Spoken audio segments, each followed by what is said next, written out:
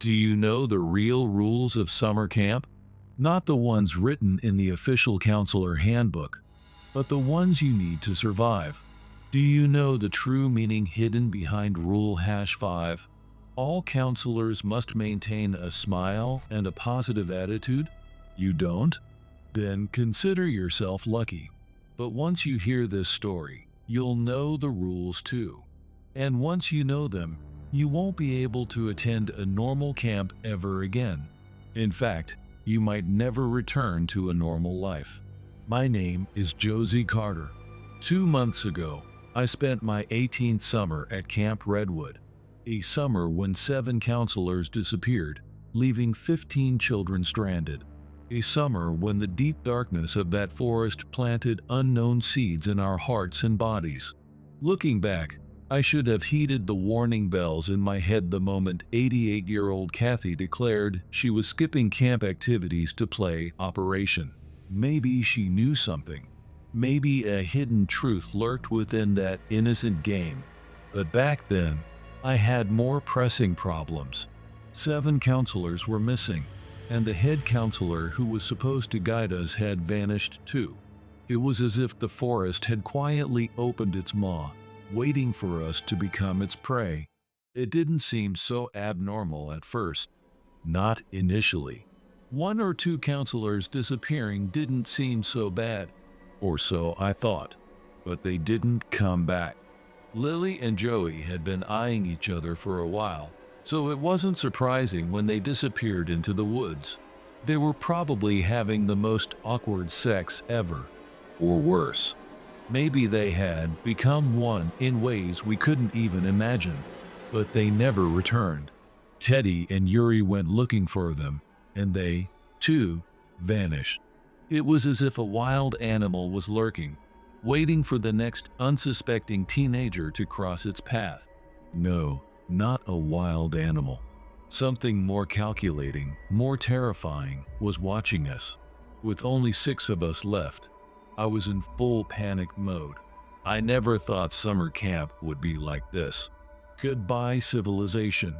Hello, Canadian wilderness. I expected wilderness, but not this kind of nightmare. 15 kids were lining up for lunch, and I was struggling to maintain my Camp Redwood smile. I couldn't help but count how long it had been since the last disappearance. Hours turned into days, days into weeks, and all the while, something was slowly, steadily, eating away at our camp. Connor was supposed to help fix the emergency generator. After the power went out, an hour later, the boy was gone. His disappearance stole even the little hope we had left. The moment the power went out and contact with the outside world was severed, we became prey in an isolated cage. This was happening at an abnormal speed. Whatever was happening to the counselors, it was consuming all of us, one after another. It was like an invisible net was catching us, slowly dragging us in. What was happening to me? I'd seen it on TV and in movies. Stories about summer camps where campers and counselors all die in the worst ways. Was that going to happen to us? No, something far worse. Something more terrifying than death. I clutched the foolish ladle, stirring the chocolate syrup in a gigantic pot. I felt sick looking at the watery chocolate dripping from the rim. The sweet smell made me nauseous to the reality around me. Of all the summer camps my mother sent me to, it had to be the one where counselors disappeared and there was no adult authority whatsoever, which meant we were the authority. 12 teenagers who were supposed to relax and watch kids before going to college now had to put on brave faces, pretending everything was perfectly normal and that none of us were terrified to our core. It was no longer possible to follow the counselor handbook rules in this place, especially how to maintain a smile and positive attitude. Out of the corner of my eye, I saw Harry giving piggyback rides to the younger kids. A girl named Eleanor shrieked with her arms around his neck. Looking at the boy's face, I could tell he wanted to stop.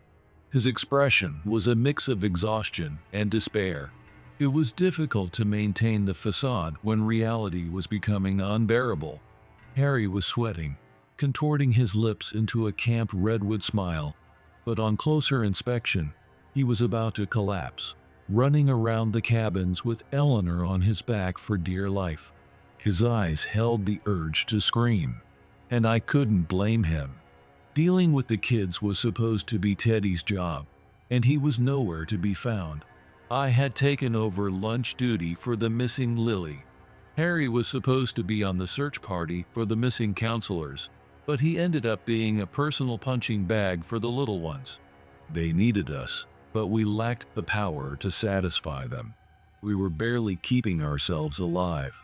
When I first met him, Harry Carlyle was a bystander, a kid who offered cynical comments and dirty jokes. Now, he had been reduced to a playground toy whose off-switch the kids pretended didn't exist.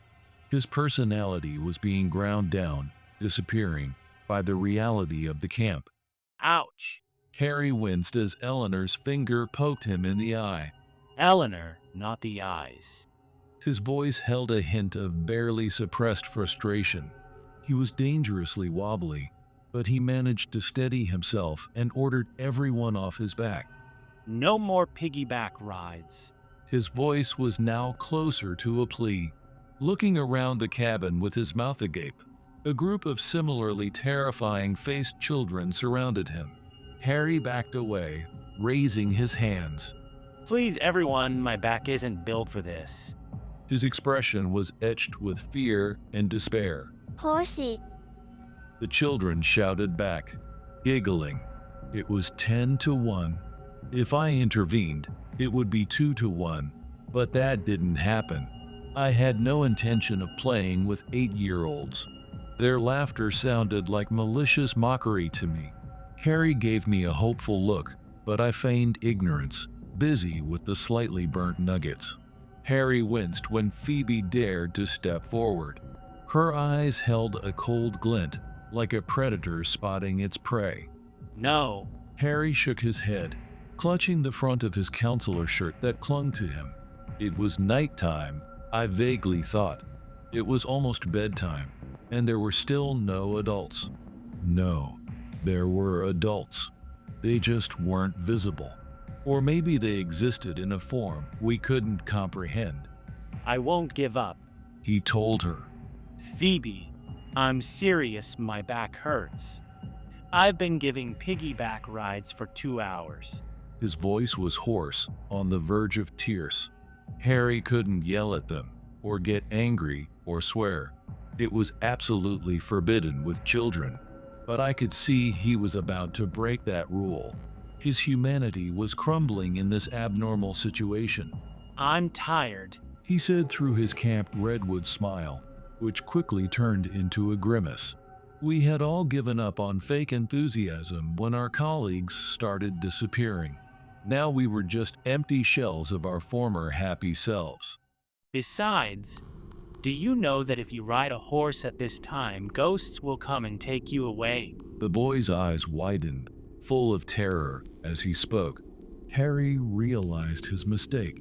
His words had opened the door to the truth we were desperately trying to hide in the children's minds. I mean, friendly ghosts. Yes, well, friendly ghosts that haunt this forest. It's a famous Camp Redwood legend that they don't like piggyback rides at this time. Harry tried to repair his words, but his voice was laced with panic. As he noticed several faces staring at him, their lips twisted into a devilish smile, the children sat on the ground to listen, their hands on their laps. This was the quietest they had been all day. Their eyes held a mix of fear and curiosity. I understood it too. Harry had been assigned to tell ghost stories around the campfire for 3 consecutive nights, and he was a genuinely good storyteller. With all eyes on him, Harry lowered his voice to a whisper. Want to know what they do? The children nodded, eyes wide. They sneak into unsuspecting cabins. Harry. Rowan's voice came from outside like a warning. He was on watch to see if the counselors would return. Since the only adults disappeared, he had been appointed leader and was taking the role a little too seriously. But his warning was legitimate. Sometimes Harry's ghost stories were a little too scary for the small children whose imaginations tended to run wild at night. Olive, a cabin mate, had to give up her bed to a little girl who was convinced that the Slenderman the tree boy Harry described would sneak into her bed and turn her into an apple seed. That story felt like an eerie prophecy, eating away at the children's innocent minds. I said sneak into cabins. I meant they dance around the forest. Harry corrected himself. And they're looking for the next unsuspecting victim. Harry, His friend called. I mean, they're looking for friends. Harry swallowed as the boy's eyes widened. So my point is, riding horses will help you make new friends. His forced smile was painful. Phoebe didn't believe it. I could tell from the slight arch of her brow and her widening smile. Her eyes held a cold light, as if she understood something. I think her pleading eyes defeated him. With a sigh that was anything but a joke, he knelt down and patted his back for her to climb on. Phoebe placed one glittering shoe on the boy's spine, pushing him face down with enough force. Her tiny fingers seemed to dig into Harry's skin. It might have been my imagination, but since when did these little kids become so insidiously mean? The little girl was laughing, not because she could ride a horse, but because Harry looked like he was about to strangle her or himself. Her laughter sounded angelic, yet like a devil's mockery. My mother talked to me before I came here, assuring me that where adult authority was invisible, little kids would start to rebel. So, what had changed? Could the absence of adults really scare children that much? No, this wasn't just fear. Something deeper, something more terrifying was changing them. Teacher Josie. I wasn't paying attention.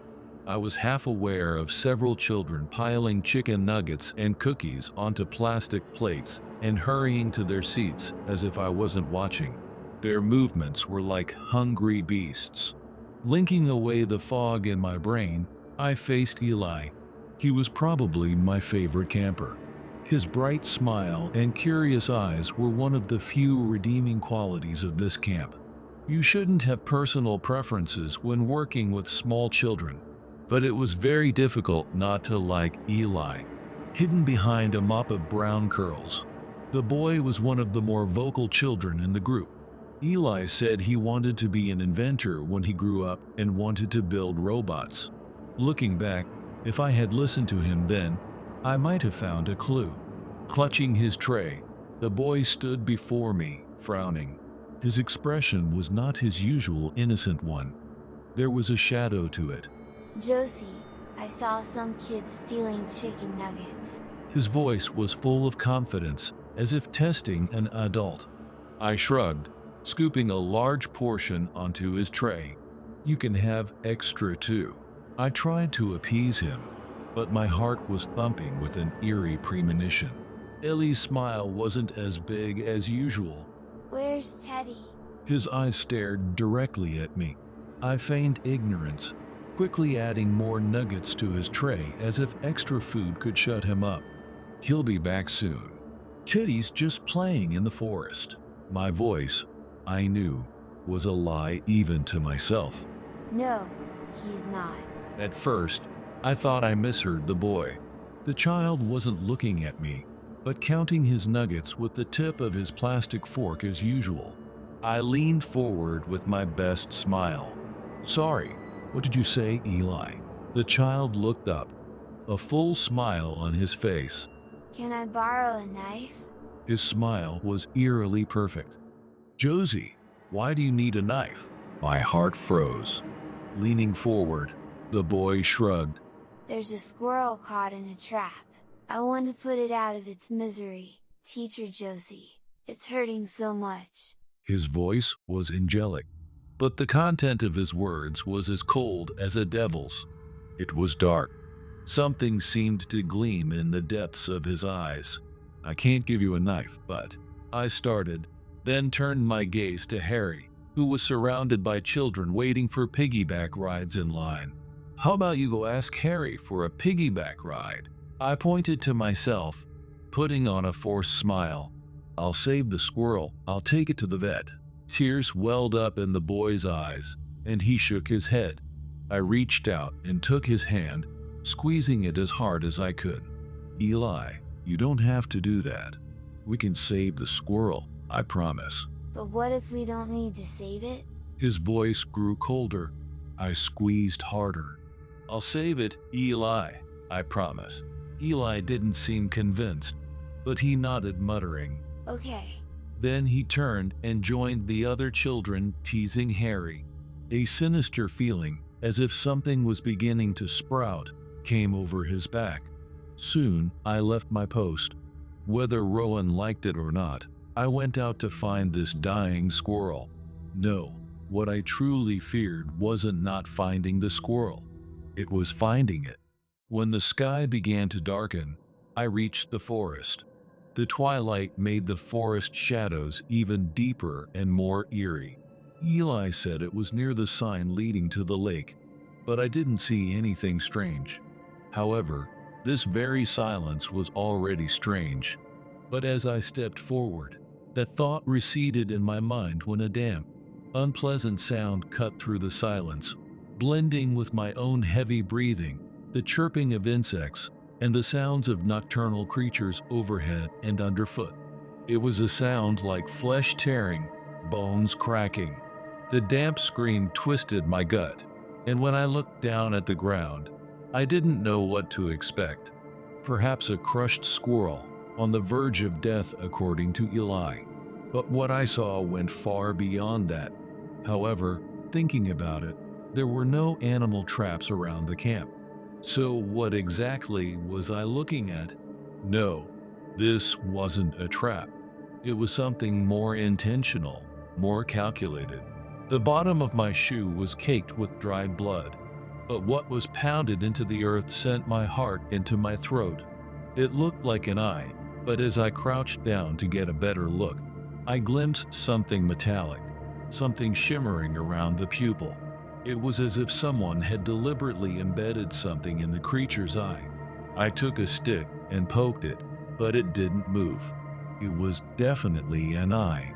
Judging by the pigmentation and iris color, it was some kind of animal eye. But the metal fragments around the eye puzzled me. They were too unnatural, too bizarre. It might be part of a trap. I tried to tell myself that, but my inner voice whispered a more terrifying truth. But on closer inspection, I glimpsed silver slivers in what looked like destroyed nerves. After scraping my shoe, I found glittering metal fragments stained with blood catching the evening light. This time, I gripped a piece between my index finger and thumb. It was cold, strangely tactile, like living metal. It didn't look like a bear trap. The metal itself wasn't jagged or old. In fact, it was new. This raised a question. What was this? It looked like part of a precisely crafted machine. Whatever it was, it had begun to transform what looked like the creature's eye before stopping. Was it a virus? As that thought struck me, I wiped my hands on my clothes, backed away, and fell. What was happening in this forest was not a disease, nor an animal attack. It was something more complex, more sinister. What are you doing? I almost jumped out of my skin, springing to my feet. Carmel stood behind me, holding what looked like her 6th or 7th cup of coffee. In her eyes, I already felt the same unsettling glint I had seen. The Carmel I found deep in the forest was no longer the Carmel we knew. Sitting at the base of a tree, holding her head in her hands, she kept muttering softly. As I approached, I could hear her words. The eyes. The eyes are watching. The metallic gleam. It's inside me too. Someone's watching me. I cautiously spoke her name. Carmel? Her face lifted. What I saw was an expression distorted by profound fear. Her pupils were abnormally dilated, and her cheeks were stained with tears. Her eyes looked as if they were reflecting a bottomless darkness. Josie, you saw it too, didn't you? Those eyes that called to us. A chill ran down my spine. She had noticed this anomaly before me. Since when? My voice trembled. Last night, something was lurking around cabin 7. At first, I thought it was an animal. But those eyes, they were human eyes. But something was glowing inside them, like stardust. Carmel's hands were shaking. She was usually the calmest and most rational person. The fact that she was so disturbed was proof that this situation was beginning to erode her sanity. Did anyone else see it? Rowan did, but he refuses to believe it. Even after seeing the evidence you brought, he insists there must be a scientific explanation. He's turning a blind eye to this reality, just like us. I remembered the creature's eye I discovered last night. Those unnatural metallic fragments. It was as if something was manipulating the tissue from within, like mechanical parts controlling a living creature. Back at camp, the change was immediately noticeable. The children were gathered in an unusual spot. All of them stood by the windows of the main lodge. Their backs looked like a solid wall, staring outside. Their gaze was fixated on a single point, as if drawn by something. Harry appeared beside me. They've been like that for 30 minutes. They won't answer when I ask what they're looking at. It's as if they can't hear our voices. We approached the children. I placed a hand on Eleanor's shoulder. Her body felt eerily cold. "What are you looking at?" She didn't turn around, but her lips moved. Waiting. Her voice sounded as if it echoed from far away. "For what?" This time, Phoebe answered, still staring outside. For them to come back. Her voice was devoid of emotion, like a recording. A shiver ran down my spine. The other children had similar reactions. A unified action, as if they were being controlled by something. They were no longer individual humans, but parts of something much larger.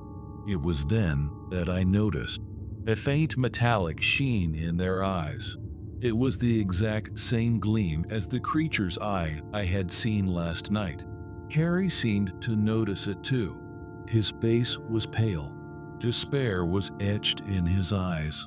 We quietly left the area and checked what the children were staring at. On the edge of the forest, we saw a shadow flickering. It looked as if it was calling to us, or perhaps watching us. We gathered in an empty cabin. Olive and Karen also joined us, and we had time to re-examine the evidence. A heavy silence filled the cabin. The creature's eye on the table glowed faintly even in the dim light. It was clear that the metallic fragments were the source of the light. It was not light emitted from living tissue. Technology exists to embed metal in living tissue. Olive offered her scientific knowledge. Medical implants, pacemakers, that sort of thing. Her voice trembled. But this is different. Karen said, looking away from the microscope. This metal, it's as if it's fused with nerve tissue. It's not artificially made. It's more organic, more unsettling. I explained in detail my discovery from last night, how the creature had behaved, how abnormally human it was. It might have been bait to lure us in. What if? What if this is infectious? My question sent a cold chill through the room. The room fell silent. Harry broke the heavy silence. The children's eyes, too. You noticed. Olive sighed softly. It started appearing in a few children 3 days ago. At first, I thought it was just a reflection of the light. But it wasn't a reflection at all. Karen continued in a trembling voice. Yesterday's count, 13 children showed the same reaction. not answering questions, constantly staring outside. They're no longer trying to communicate with us. We were facing a terrifying possibility. The disappeared counselors might have been the first victims of this phenomenon. And now, the same thing was happening to the children. Was this camp going to be our graveyard? Or something far more terrifying? But the most terrifying thing was that we didn't know when we ourselves would become like them. Perhaps the same metallic seeds had been planted in our bodies. As night deepened, Rowan called an emergency meeting. Moonlight pierced through the gaps in the windows, casting eerie shadows. His cabin had a different atmosphere than usual. All the windows were covered with curtains, and the door was locked from the inside, as if to protect themselves from something outside. The situation is more serious than we anticipated. Rowan's face was distorted by fatigue and anxiety. This evening, 2 more children became unresponsive. Eli and Kathy. Their pupils had that metallic gleam. We sat in a circle. Rowan spread a map in the center. The map looked as if it was showing us the time we had left. I have mapped the last known locations of the disappeared counselors. All of them are heading towards the same area. Red X marks on the map converged on a single point deep in the forest. It looked as if it was calling to us. What's there? My voice was incredibly calm, even to myself. I don't know, but it matches the direction the children are looking. They might have known that place before us. Harry leaned forward. So, the answer is there. But it's too dangerous. Olive objected. If it really is infectious, we might not come back. But if we leave them alone, they'll all end up like that. Karen said, pointing towards the children. Her finger trembled. I made a decision. We have to go. But not everyone, just a small group. An irresistible urge rose within me. If we didn't solve this mystery, we would all meet the same fate. Rowan nodded. We'll leave before dawn tomorrow. It's when the children are quietest. The only time they aren't watching us. We made a detailed plan. Communication methods, escape routes, contingency plans, like soldiers going to war. But deep down, we knew what awaited us deep in this forest was likely a terror beyond our imagination. It was the final trial to make us one. In the pre-dawn gloom, Josie tightened the straps of her backpack with trembling hands. The expedition into the depths of the forest consisted of just her, Harry, and Rowan. The others would remain to watch the children. The cold morning air stung her face. Are you really going? Harry's voice was hoarse. You saw Carmel's state. Those eyes. She was like a different person. She wasn't the Carmel we knew anymore. Josie didn't answer, checking her flashlight. The sight of Carmel having a seizure last night was burned into her mind. In that moment, something glittered in her eyes. A metallic, cold gleam. It might have been a warning to us. We have to find the missing counselors. Josie murmured. The answer is deep in the forest. And that answer will change us forever. The 3 left the camp in silence. From behind, the eerie laughter of the children was carried by the wind. Turning back, 13 children stood in a line. All of them tilted their heads at the same angle, seeing them off with the same expression. In their eyes, there was an unsettling glow, as if inviting us in, or perhaps mocking us. An hour had passed since they entered the forest. Usually bustling with birdsong and insect chirps, the morning forest was unusually silent. It was as if the entire forest was holding its breath. No sounds. Rowan stopped. No sign of any living creatures. It's as if all life has been sucked out by something else. Harry placed his hand on a tree trunk. The bark. It's cold, as if it's dead. This forest isn't a living place. Josie looked at the ground. Something was buried under the dead leaves. As she raked them away, a metallic fragment appeared. the same thin, needle-like shard she had found yesterday. It was as if it was a trail leading them deeper into the forest. This is the trail. She murmured. As they went further, the metallic fragments gradually increased. They were now scattered all over the ground, as if something had crawled through the forest, shedding parts of itself. It looked like bloodstains, but it wasn't a trace of life. Look, Harry pointed with a trembling voice. On a tree ahead, a human handprint was carved, deep scratches as if made by fingernails. Around it, metallic fragments were deeply embedded. It might have been the last trace of resistance from the missing counselors, or perhaps it was their cry of pain, the moment they became one. Deep in the forest, they reached a small clearing. The missing counselors were there, or rather, what remained of them. They were no longer human. Oh my God. Rowan fell to his knees. His face was distorted by terror. 5 counselors sat in a circle, their backs straight, hands on their laps, as if meditating. But their eyes were open, unblinking. In the depths of their pupils, the souls we knew no longer resided. As Josie cautiously approached, their pupils all turned towards her at once. Their heads remained still, only their eyes moved, and deep within, she could see metallic fragments writhing. It was as if something was watching us from within. they're still alive. Harry gasped. One of the counselors, Andrew, slowly opened his mouth.